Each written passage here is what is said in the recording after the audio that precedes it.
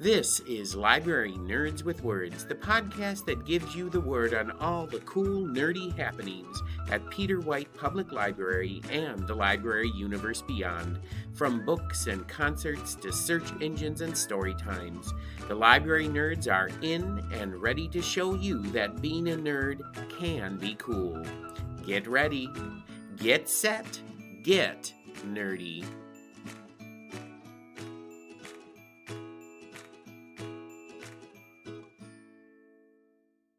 Welcome back to Library Nerds with Words, the podcast that gives you the word on all the cool things going on at Peter White Public Library and the library universe beyond, straight from the people who know it best, library nerds.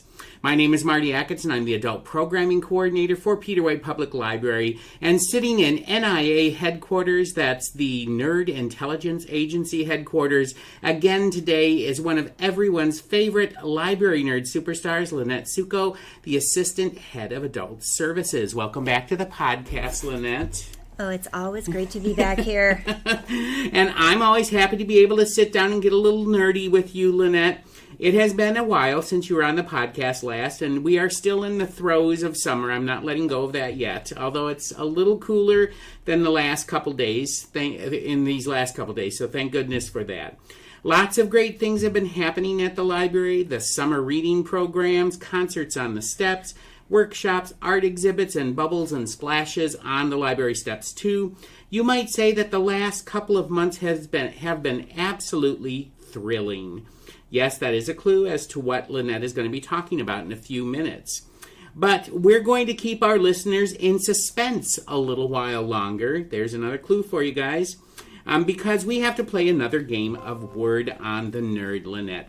You know how this works. I'm going to ask you 3 library nerd questions, and you have to answer them for the listeners. So, Lynette, are you ready to play Word on the Nerd? Lynette, this is going to be another game of Would You Rather. I'm going to ask you 3 Would You Rather questions, and you have to truthfully answer them for the listeners. And all of the questions today have something to do with mystery, suspense, and cliffhangers.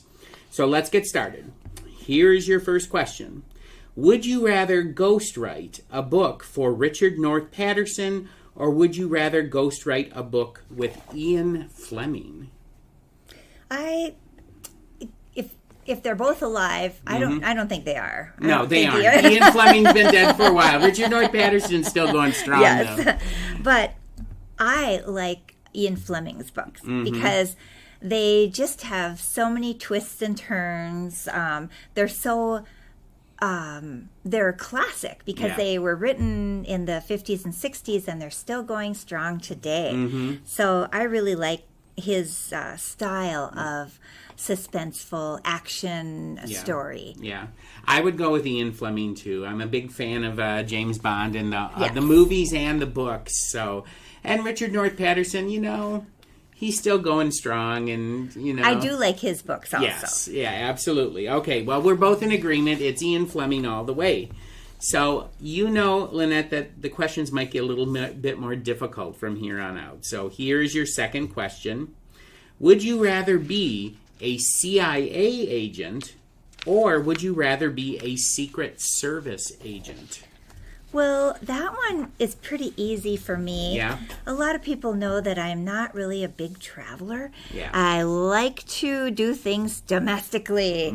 So my poor daughter lives overseas, and, I don't go visit her because I don't really like traveling. Now I cannot send this podcast to her because she'll know that I'm just, in dread of traveling long distances. And not being in a country where all of my information is correct. All my IDs are fine. I know the customs. So it's just me. I'm a big chicken. But I think a Secret Service agent would be very exciting. And I would like to go around the country and visit different places. I just don't like to have to be places on a deadline because, boy, is travel difficult this summer. Yeah. So my overseas daughter came to see me, and she was caught in that big Delta glitch of information. With the Microsoft going down, and her journey was just painful to listen to. And so, it took an extra day to get anywhere. And she said that it took hours for them even to get an open desk. And then it took 6 more hours to get up to the line. They were forming survival pods where, here, can you watch my suitcases or my kid or something, just so that they could go in line if somebody had to sleep, because they'd all been up for hours. Right, yeah. So that was a nightmare trip. International travel. It's not fun. It's not fun. Even going across the bridge to Canada is a little bit more complicated than it used to be. But it's fine. I love Canada. When you get there, it's just like being here, except the mosquitoes are a little bit bigger. So you're going to be a Secret Service agent all the way. All right. Yep. Well, here's the thing. It depends on who I'm protecting as to whether I want to be a Secret Service agent. Because if it's someone that I don't really care about, I can't see myself throwing myself in front of a gunman's bullet for that person. That would be a little rough. I wonder how they do that. I hope somebody writes a memoir saying that they were a Secret Service agent for, this person or that person, and explain the criteria for who gets chosen for which politician, duty, celebrity, or whatever. I don't think... So, CIA, as long as I'm a domestic CIA agent, if I'm a domestic CIA agent, right around the country... I didn't think about that. Yeah, I could do that. I automatically thought that would be international. No. Yep. See, I think a domestic CIA agent is right up my alley. I could sit at a desk and do, research or something for people. Oh, sure. Yeah. And if I needed to travel some places, I could do that too. But I don't see myself as throwing myself and taking a bullet for someone that I really don't care for that much. No.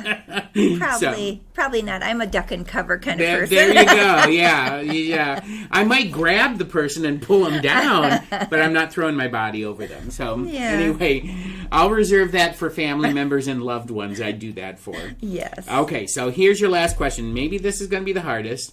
Would you rather have to defuse a time bomb with only 10 minutes left on its timer? Or would you rather have to hunt down a serial killer in an abandoned house? Well, you thought this would be the hardest, and I think it's the easiest. See, I thought this was going to be the hardest. I don't know which way I'd go with this one. Oh, I instantly know. I am not good under pressure. If someone's looking over my shoulder, or my hands can't even type, if someone's looking at anything I'm doing, it just doesn't function. I just don't like to be under pressure of any kind or on a timed situation. Okay. Those are harder for me. So 10 minutes, it would make you very anxious. Oh my gosh, I'm sure I would blow myself and everyone else up. So it's like, is it the green one or the red one? I would just blank out, yeah. So that pressure is not good for me. So you're going to go with hunting a serial killer in an abandoned house. Oh, because... Yes, of course. Murder mysteries are my most favorite. They're your favorite. I mean, that to me is a lot of suspense, along with the murder thing. But just you don't know if that killer's lurking around somewhere, or what the limitations are of the detective, or I think murder mysteries kinds of things. That's where it is. Okay. Yeah. So I don't think that my guess is if it's going to be, I'm directionally challenged. So if I'm going somewhere and I think I should turn right, it's usually the wrong way. So if someone's telling me pick one of those wires to cut for a time bomb, I'm going to pick the wrong one and I'm going to blow everybody up. So I'm going to go with chasing a serial killer. I think I stand a better chance of surviving something like that and maybe doing some good, as opposed to I'm going to blow everything up if I do that. And you don't have to be the person like in the movies, going through there with your gun and kicking open the doors. And you could also be doing a lot of research kind of stuff and to figure out this killer situation. Yeah. I guess I think of Hannibal Lecter as a little easier to deal with than a time bomb. There. So, anyway, all right. Well, there you have it. We have come to the end of this absolutely thrilling edition of Word on the Nerd with Assistant Head of Adult Services, Lynette Suckow. And now the time has come to end this cliffhanger and find out what is on your mind today, Lynette. Yes, people, that's another clue. So why don't you share with us the word? All right, Lynette, what are we talking about today? Put us out of our suspense here. I used to tell my kids, "Oh, I'm keeping you in suspenders." You know that old joke instead of in suspense. So, Yep. it just makes me laugh. I don't know what's wrong with me.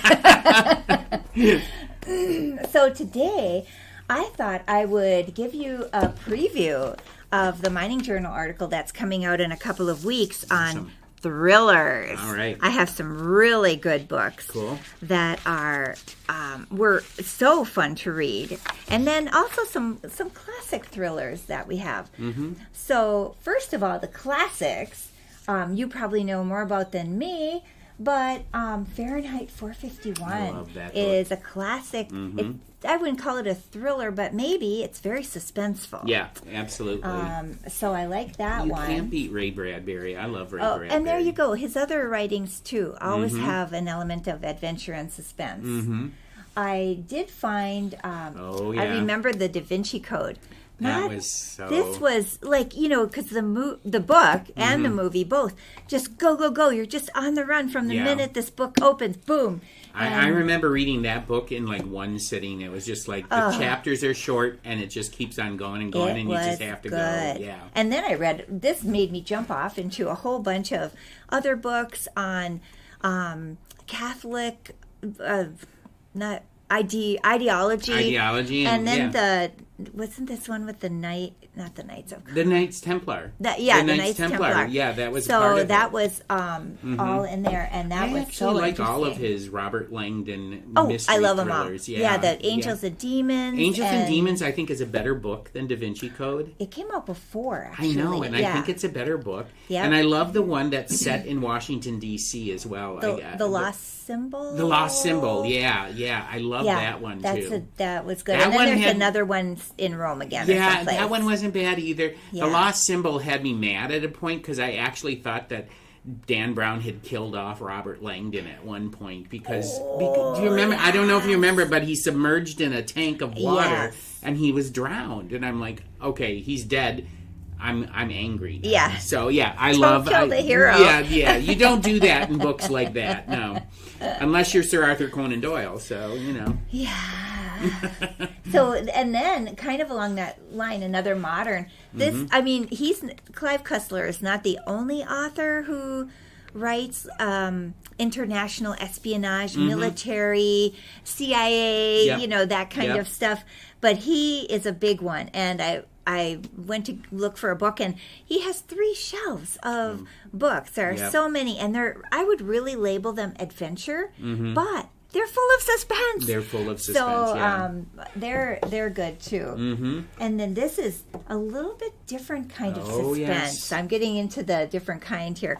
So Rebecca by Daphne du Maurier is Rebecca.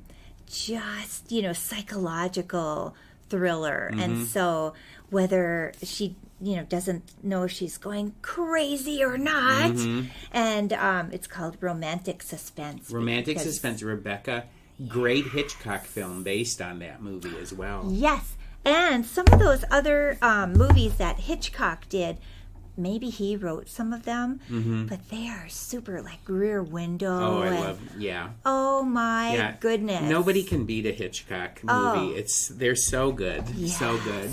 Oh my goodness! So this is a good one. She's got so many other books too. Yep. This is the most famous one that I remember though, and that wondering. Is she going crazy? Is she not? Is someone doing this to her? Yeah, it's always somebody gaslighting you. Yeah, it really this was is the biggest gaslight book in the world. I know. Really. It's kind of creepy.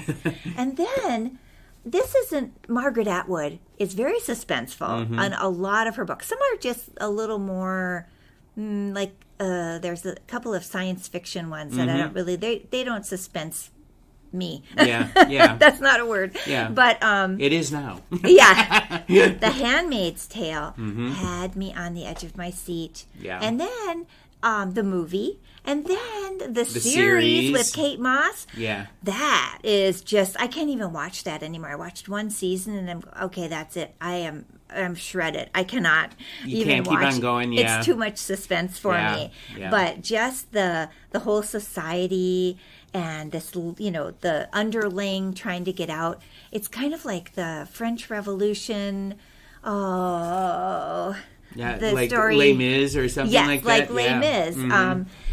Because it's such an underling trying to go after the whole structure of power. Yeah. So this is good. And then, of course, the second book, The Testaments. Is it good? Really, I haven't read that one. It is so good. It answers all a lot the of questions that were in there that you're in suspense for in The Handmaid's Tale. And she waited a long time to write that sequel. Wow, this is from the 70s. Right, and she just published and that was sequel. 50 years later. Mm-hmm. So, yeah, super duper. I don't know what inspired her to write a sequel to it, but let's not even go there. Maybe people just kept asking her, like, what happened? You know? And so that answers some of the questions, and I really liked having those wrapped up. Mm-hmm. It put me at peace, because I told you I was in shreds from suspense. Yeah, exactly.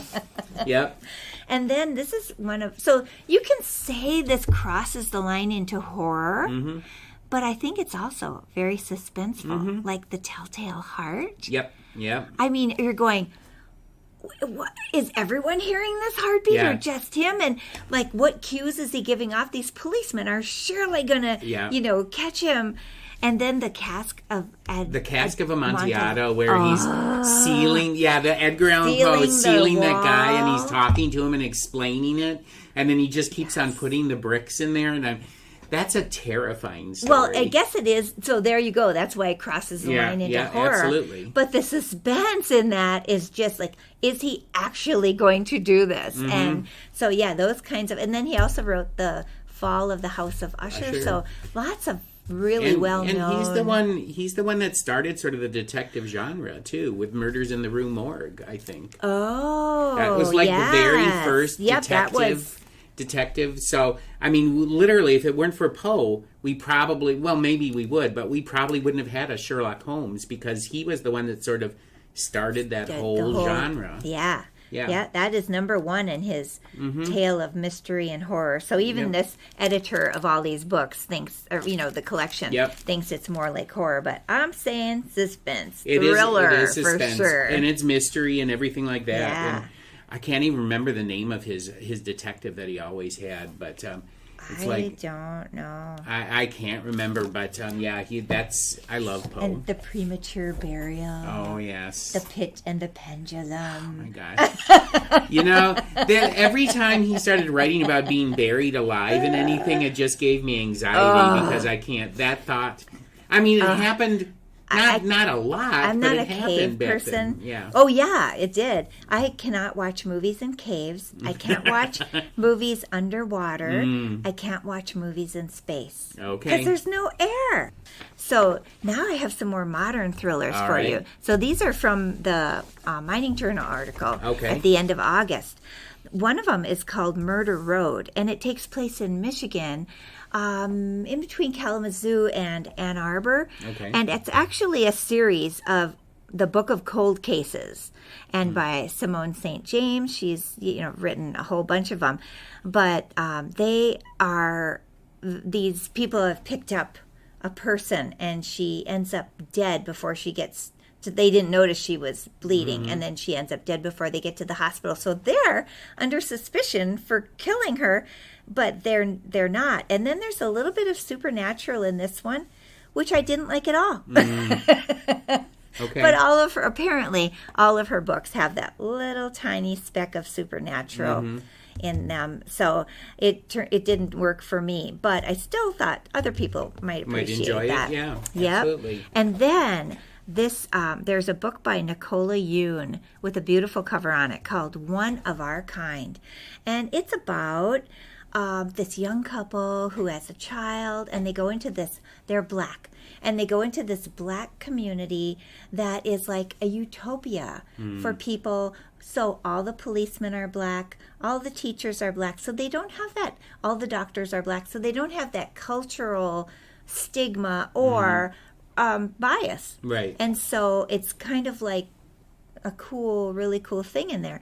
So this person is loving it, but at the same time, she's an activist. She wants to be out in the old community, marching for civil rights for everybody. And so she's getting a little suspicious of the people around her who are really gung-ho, and then they kind of fall back and go, you know what? No, I don't need to go be an activist anymore. I'm pretty happy here. And they're just kind of blanking out, and I'm just going, oh, this is like the Stepford Wives. That's what I was just thinking. That sounds like a Stepford Wife thing. And it turns out it is. Okay, all right. So I went back and read the summary of the Stepford Wives and going, oh, it's like it's exactly the same. Stepford Wives, okay. It's exactly the same, except for the difference in the issues. And back then it was feminism. Right. So the men kind of ran that community and made their wives into robots so that they would be perfect. And in this, they're not. I can't tell you. But anyway, there's spoiler alert. Okay. So there's another thing that their goal is that I won't tell you, but it's very sinister. Okay. So it's very interesting, I must say. I've never heard of that before, what they're doing. So anyway, it's good. It's good. So that one was, at first I thought, no, I'm not going to like it, but then I really did. All right. And then there are two that are kind of the same. The Return of Ellie Black is written by Emiko Jean, and it's a detective story. She's a detective, and she's trying to solve a missing teenager problem. And so the missing teenager then appears and then disappears again. Oh. And so she's going, what is going on here? And it's in rural Washington State, which, has the same kind of terrain that we would have. So it turns out that her own sister, Chelsea's own sister, was disappeared at the age of 15, and everyone assumed she was murdered. But I will give you a spoiler alert on this one. Right. She's going to reappear in this story. Oh, okay. So anyway, it's really interesting. But it's the family is, I think, law enforcement. This other one, the family is also law enforcement. Daughter of Mine by Megan Miranda. Okay. And this is cool. It's in North Carolina. And the waters of Mirror Lake have gone down so much. Things are kind of poking out, just like out west. Yeah. And so this is just like a few years in the future, but it's happening, like the same things that have happened in the west are now happening out east. So it's also kind of a climate change problem. Mm-hmm. And so her mother went missing a long time ago, and her police officer father left her the house, and she's an adopted daughter, and she's going, what? Why me? I've got two brothers, and they're also police officers, and so it's a deep mystery. And then the killer of people it's like complex, and the killer is a total surprise. Oh, wow! So it's you didn't figure it out. Did you have an idea that who the killer was? Yeah, I was narrowing it down. Okay, yeah, all right, yeah. And I have a vampire one in here. This is called The Gathering. It takes heart. Oh, I can't help but laughing because vampire stuff always makes me laugh. I love vampire stuff. Yeah. But it takes place in Alaska, where the Vampire Protection Act of 1983 means that vampires can have their own communities, but they have to be a certain distance from other human communities. The Vampire Protection Act. Maybe okay, wow. And so this detective is actually a detective with the Department of Forensic Vampire Anthropology. So she's there to determine if the vampires are murdering people in this community, because then they would have a ban or they get wiped out or something. So there's a little bit of a chuckle factor, even though it's very seriously, and it's about murder. It sounds fantastic. Actually. But it was fun. Yeah. It was fun. So, and I think there's one more. Oh, Home is Where the Bodies Are. this is another twisted ending. Oh, really? Where you won't guess what's happening. So our poor little person, Beth, goes to see her mother on her deathbed, and her mother whispers, "Your father, he didn't disappear.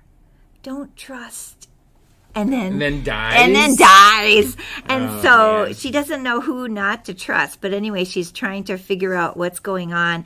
There was a neighbor of hers that disappeared 20 years earlier. So she's kind of looking around and finding out, well, did her... Oh, because there was a videotape that showed her dad covered in blood, saying, "Come on," his wife, "Come, we have to go now." And so she and her sister were, and her brother, they were all watching this video at some point and going, "Wow, we have to find out what happened." So that is home is where the bodies are. Okay, oh, yeah. So anyway, those are all really good, and I hope people will enjoy them. And there were more. I had so many to choose from. It was just kind of like the first 6 of them that I read because there were more. Oh, yeah.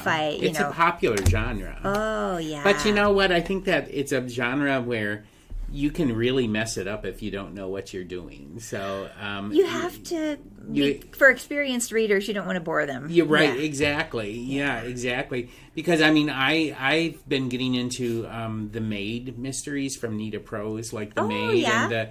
And I just finished reading the second book in that series, and I think those are more like cozy mysteries as opposed to thrillers. Sure. But I really like detectives who think differently and figure out things differently, and that's usually what happens with these suspense and thriller kinds of things. You have someone who just thinks about things or sees things differently, and suddenly I'm waiting for a thriller where there's a poet that's the main person. Sure. And can figure stuff out because of what he or she knows about poetry. Well, they already have some detectives who are very literary. Yeah. And they, like, Jane Seymour is a detective in, not Netflix, but it's one of the, it's a streaming. One of those streaming thing. services, yeah. And she is a retired literature teacher. Okay. And so she often takes clues and relates them to literature and ends up with a good answer. Yeah. So that's already one. And I remember when I first read the Da Vinci Code, I was like, because Robert Langdon is a symbologist or something like that. And I was like, man, that sounds so interesting. Yeah. There's no such thing as symbology, a pursuit of symbology. But anyway, I just think that, those thrillers, they make you see the world differently. Yeah. But they also, if you read enough of them, they make you kind of paranoid. Like you don't quite trust people as much. Everything is never at face value. You're reading in those things books. into other people. Like, why did you say that? And why do you want me to drink this cup of tea so much? I don't know about that. Yeah. We have come to the end of this absolutely thrilling edition of The Word, and with Assistant Head of Adult Services, Lynette Suckow, and she's been keeping us on the edge of our seats. However, we can't let you leave the Nerd Bureau of Investigation just yet, Lynette. First, we have to get a book recommendation from you, another book recommendation, because you've been recommending books all along. Something that you think listeners should immediately run to the library and pick up off the shelf. All right, Lynette, what do you have to recommend for us today? Well, I kind of have a different kind of recommendation. Okay. Like, it's not uncommon for me to recommend 2 books, but today I have 3 because 3 books. Okay. I'm actually recommending a new book group. Oh, okay. The Heritage Room book group. Oh, that's right. Because that's where it meets. It's in the Heritage Room. 10 o'clock, Wednesday, the first Wednesday of the month in person. And so these books are contemporary literature. The third one is kind of suspenseful, but they're more thoughtful, digging through how this whole event came about. It's Women and Children First is the September pick, and that one is about a murder that happened, and then you're reading a chapter by each of the townspeople's, friends from the townspeople. It's only 10 chapters, but through all of that, you get to form more of the personality of the person who was murdered and her relationships. Okay. So that one Women is for and September. Children First, and that's for September. That's the September read. So now you got to go out and get it because that's coming up because it's fairly coming up. fast. We have fast. We have 5 copies. Yep. Plus, we can order it from other libraries. All right. And then Leslye Penelope did Daughter of the Merciful Deep. That's for October. And that's has a little bit of mystical element to it. It's a fantasy. It's a sci-fi fantasy. And it has to do with the Deep South. And so the protagonist is black looking back at her town. Okay. So there's history in there. And that's October. That's for October. Okay. November is the one that I think is a little suspenseful. Okay. All right. So this is called I Have Some Questions for You. It's by Rebecca Makkai. Okay. And I haven't read anything by her before, but it's turned out to be really good. And of course, it was recommended by a lot of people in order to make it a book club selection. Yep. And the protagonist has gone back to her old high school, which was a private high school in New England, in Maine. And when she was a senior there, one of her classmates died. And people are still trying to figure out who murdered her, how she got murdered. And so as our person talks to people, she is figuring out more and putting more kind of scenarios together. So it's just constantly a new scenario. Could it have been this person? Could this have happened? Could that have happened? Then they talk to someone else and get more information. And then there's some more hypotheses that come out of those conversations. So you're always wondering which situation is the real situation. So, one person did get arrested and they're in jail, and she thinks that person is innocent. Innocent. Yeah. Is the person innocent? You're not going to tell us. I'm not even done with it. Oh, you're not done with it, this so is you for can't November. tell us. All right. We got some time for that one. All right. Yeah, but it is very good. It sounds fantastic. And you have a science fiction in there. I thought you said you didn't like stuff in space and set in space. This one is historical fiction, mystic. I like that better. Okay. And I didn't pick them all out. All right. Corey Weisman and I are running this book club. So she has 1 month, I have 1 month, but we got together and picked out all the books for this session and the winter session, and then we're working on spring session. All right. Yeah. Well, it's a new book club. It's the Heritage Room Book Club. Yep. And you said it's the first Tuesday? First Wednesday of the month at 10. At 10 o'clock in the Heritage Room. And it's Women and Children First by Alina Grabowski. Yep. Daughter of the Merciful Deep by Leslye Penelope. And I Have Some Questions for You by Rebecca Makkai. So there you go, fellow library nerds. Lynette's recommendations of books that you should pick up off the shelf. And we have come to the end of this nail-biting episode of Library Nerds with Words. I want to thank Lynette Suckow, Assistant Head of Adult Services here at Peter White Public Library, for stopping by Nerd Headquarters today. Come back next week when I will be sitting down with one of the newest additions to the circulation department, Addison Geidebeck, to find out a little bit more about them. Until that time, everyone, stay nerdy. Thank you for listening to Library Nerds with Words, Peter White Public Library's weekly podcast, giving you the word on what's cool at the library. The theme for the podcast is Happy Clappy by John Bartman, used courtesy of Pixabay. This episode was written and produced by Martin Acketts and sponsored by Peter White Public Library. Until next week, pick up a good book, listen to some good music, watch a good movie, attend a great event, and remember, library nerds are the coolest people around.